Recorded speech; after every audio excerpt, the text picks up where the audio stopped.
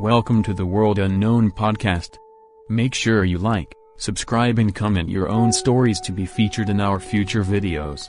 Warning: this podcast contains content that may be disturbing to some audiences. Viewer discretion is advised. I was worried when I first inherited Claudette that she would be lonely and depressed. I knew parrots were supposed to be social creatures, but I was barely equipped to handle one, much less get her a companion. Aunt June, who had generously given the bird to me after discovering how loud and energetic she could be, assured me that Claudette was an independent sort and would be fine on her own. Claudette and I had a rocky start. I was timid around her large beak and sharp claws, and she was slow to trust yet another new person. She'd apparently hit a number of homes in her 25 years, all of whom had given her up much the same as Aunt June had. That was mostly why I kept her. I felt sorry for her and wanted her to finally have a home, even if it meant a steep learning curve. We had what felt like a very long period of adjustment, during which I learned that getting bitten, while painful, could have been much worse, and she started to at least recognize me as the hand that fed her. When I discovered she was happiest in my small, screened-in porch, I moved her cage there and gave her free run of it, which also improved our relationship. It took a lot of time, patience, and treats, but eventually it got to the point that she would fly over to me whenever I went out and sit on my arm while she inhaled whatever I'd brought her. If I had been worried about her getting lonely while I was away, those concerns were quickly banished when I realized she was making fast friends with the mockingbirds who nested in a tree behind my apartment. They'd trade calls and squawk at each other throughout the day, which sometimes got me in a little trouble with my more noise-sensitive neighbors, but that wasn't anything a few homemade cookies and apology cards couldn't smooth over. I'd never considered getting a parrot before, but Claudette proved to be a sweet, smart girl once you got past her initial orneriness, and I learned that she had a fairly extensive, and sometimes colorful, vocabulary and was an excellent little mimic. I also found out that, over the course of a few months while I was at work, she'd apparently been teaching the mockingbirds a thing or two. I was sitting on the porch one evening, giving Claudette a little neck scratch before going in to make dinner, when I heard a soft, but very distinct voice coming from somewhere overhead. "Shit," it said. I jumped, having not seen or heard anyone approach, and looked around, but my little corner of the apartment complex was quiet and no one was outside. In my lap, Claudette started to bob her head, her feathers ruffling ever so slightly. "Shit," the voice said again. "Shit," Claudette answered. She and the voice went back and forth a few more times, enthusiastically shouting one of her favorite words, until I rushed her inside in embarrassment and to keep whoever was taunting her from going any further. It wasn't until I saw one of her mockingbird friends swoop by the porch a few times, obviously in search of Claudette, that I realized the voice I'd been hearing hadn't been someone encouraging her naughty behavior. It had been the mockingbirds mimicking her. Claudette had taught the wild birds to swear. It was going to take a lot more cookies to get back on my neighbor's good sides when they figured that one out. Instead of moving her inside, I decided to try and encourage her to use sweeter phrases that I hoped the mockingbirds would pick up on. "Hello," I said, over and over again. "Hello," Claudette said.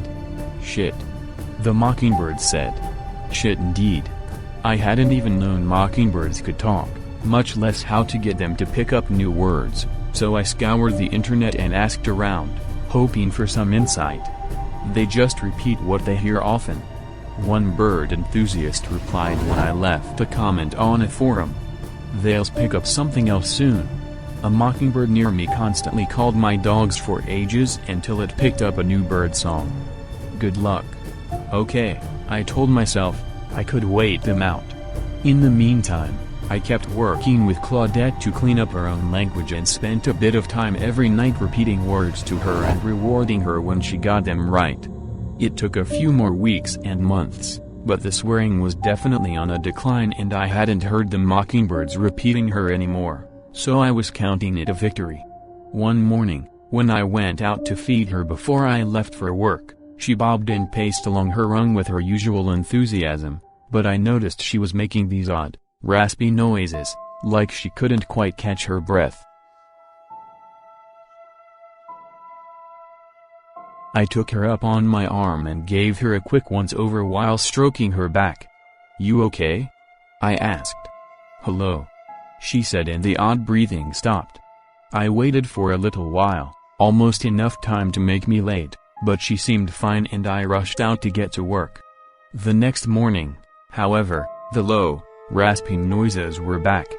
She again came over to me and fluffed and bobbed, all the while making the ragged breathing sounds. Outside, the mockingbirds were responding with unusual clicking noises. I didn't pay much attention to them, too concerned for my poor parrot. Unable to leave her again when she was in such an obvious state of distress, I called my boss to let her know I had a family emergency and hurried Claudette to the nearby vet. I told them in a quavering voice that I was sure she had some kind of serious illness and explained that she was having trouble breathing, and they ushered me into a room to wait for the doctor. When he came in, I again told him about the sounds and begged him to listen to Claudette. She was sitting in her travel cage, preening quietly, completely undisturbed by the fact that her life was hanging in the balance. "I swear, she sounded horrible yesterday and today," I insisted. "Sometimes these things come and go," Dr. Graham said gently. "Can you do me a favor? Imitate the sound she was making." I quickly did as he asked, hoping I'd be accurate enough for him to understand the severity of the situation, and immediately, Claudette started to mimic me. Dr. Graham hid a small smile behind his hand before catching himself and becoming serious again. "She's fine, Stacy. It seems she may have overheard you during some nighttime activities and is just repeating those sounds." "What?" "I think she's heard you with a partner. You know during intimate moments." Claudette emphasized his statement with an unmistakable little moan. With my face burning a bright red, I packed up my bird, mumbled an apology and thanked him, and practically ran out of the office. "You've been listening to the neighbors," I accused the now whistling Claudette on the way home. "Or has someone been playing their TV too loud? How did you learn to make those noises? It certainly hadn't been from me, that much I knew. Whatever it was, it must have been going on for a while if she was starting to mimic it. I couldn't just go around asking my neighbors if they were getting down and dirty with the windows open, so for now, I'd just have to try and keep a closer eye on what she was getting exposed to." When I released her back onto the porch, she squawked a chorus of hellos to the mockingbirds, who sang back, and then settled on top of her cage for a nap in the sun. I sat on the porch with her for a good portion of the day, but didn't hear anything particularly telling, and eventually gave up when it became uncomfortably warm outside. I still poked my head out on occasion, but the most unusual thing I heard was the mockingbirds making their newly picked up clicking sound. While it was familiar, I couldn't quite place where I'd heard it before and dismissed it. Claudette's heavy breathing sounds started to become a more frequent part of our morning, along with the occasional moan, and every so often, she'd mumble to herself, "Pretty, pretty, pretty." At least that was an improvement on shit. She and the mockingbirds continued their back and forth, and I got used to their clicking noises the same way I had their swearing. It was especially bad in the morning when Claudette was doing what I came to call her breathing exercises. Ragged breathing, click click moan, click click, rinse and repeat until midday. I just had to wait them out and they'd eventually move on to some new sound to try and drive me crazy with. But the more I heard it, the more I realized there was something about the click, which was becoming more refined and distinct every day, that kept nagging at me. I knew the sound and, given a bit more time, I was sure I'd pinpoint exactly what they were imitating, but it continued to elude me. "How's Claudette doing?" my sister asked while we drank wine and had our weekly Thursday night phone call. I was sitting in my living room in my pajamas, little more than a tank top and a pair of shorts that were too small to wear out in public, with my phone in one hand and my glass in the other. I'd left my sliding glass door leading out to the porch open just wide enough for Claudette to waddle inside if she wanted to join me. She's fine, still doing that nasty breathing thing. You figure out who's taught it to her? I'm leaning towards the Johnsons. They've always struck me as exhibitionist types. Raina giggled. Aren't they the old people? Yeah, and they need some Lovine, too. While we laughed, I heard a series of very soft clicks through the open door. Oh, I said. The mockingbirds are doing the thing I told you about. Maybe you can hear them and tell me what this damn noise is. I sprang up from my couch and crossed the living room to yank back the sheer curtain hanging across the slider. The clicking stopped immediately. Beside me, Claudette paced back and forth across her cage top, mumbling all the while. Pretty, pretty, pretty. A bush on the other side of the screen shook just slightly.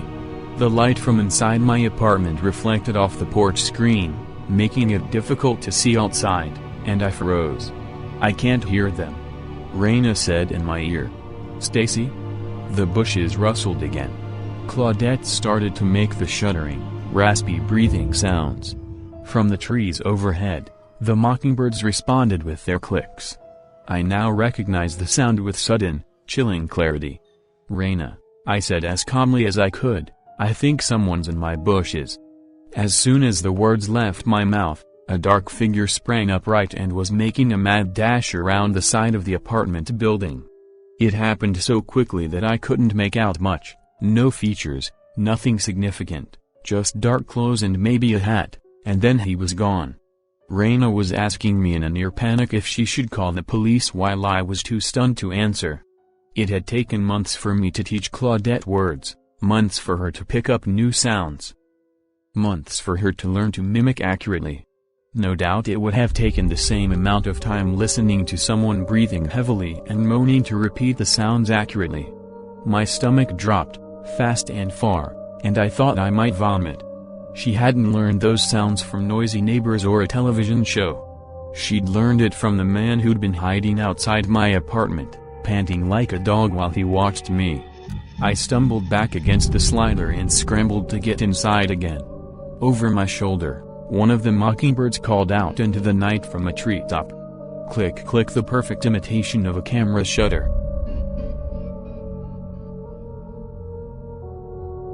Thank you for listening. We upload new videos every day. Subscribe and comment below your story for your own video. See ya on the other side.